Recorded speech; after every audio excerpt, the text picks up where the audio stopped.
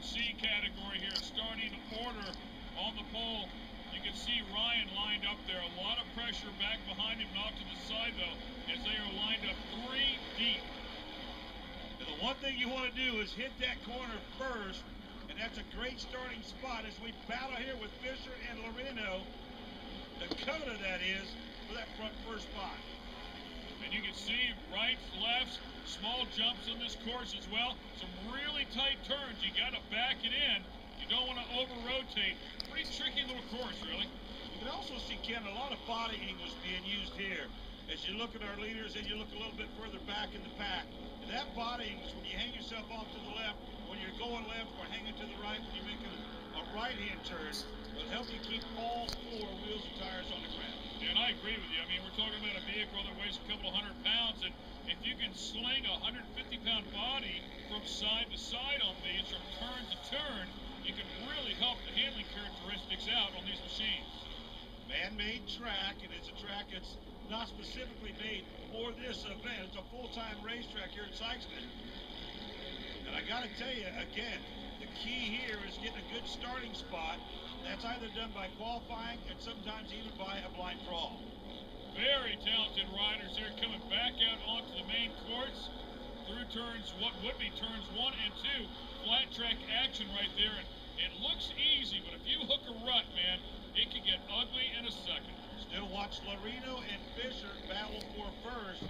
Jones is currently third. Montgomery fourth. Look at the top of your screen. Blindstone in the number 5 spot. A lot of good riders here. And they're from everywhere from Arizona to Kentucky, beating up here in Sykeston, Missouri.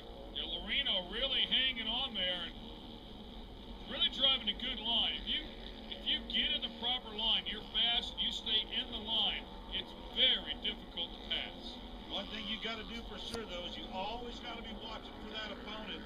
And that is what will judge your line or help you judge your line as you make your way through the course. And you've seen this before, too, Brian. When you follow somebody that closely, a lot of times they can actually have a problem in front of you, and you get hammed up behind them. Yeah, you get all hammed up right there. If a guy has a little problem, touches that brake, even slashed him out, or even just lifts on the throttle at the wrong time, you can be in the wrong place at the wrong time, as you mentioned. And you want to follow that guy to stay in that preferred line, but if you can stick a nose underneath him like that, that's what you've got to try to do. Oh, and he might lose 2 spots. Oh, he gets a bump right there. Your guy's been leading. Loreno now runs second. And we got a new leader. Solid job. Oh, man, again it happened. Boy, a tough break right there for Loreno, who was out front, now is falling back to third as he makes 2 small mistakes and finds himself barely on the podium at this point. Man, that's a tough way to go. And you mentioned it earlier. We talked about it. The fact you got to watch what that rider's doing line. You got to ride your own line, but you also got to watch that competitor. If you watch the lead rider right here, he'll be turning that head around from time to time as we make our way to the final lap and look for the checkered flag. Out front, Jason Fisher, followed by Mark Blindstone. And Blindstone right there, I mean, he's closed the gap, but I don't know if he's going to have enough time. Really, Fisher's going to have to make a mistake to lose this one. And then Loreno's machine, that's a tough way to go for a guy who led the biggest share of the race.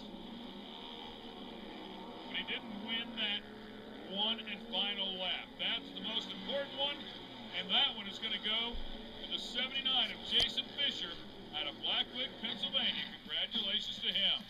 Mark Blystone will finish second, Loreno third, Montgomery fourth, and Keister your number 5 finisher. Thanks for watching this episode of Lucas.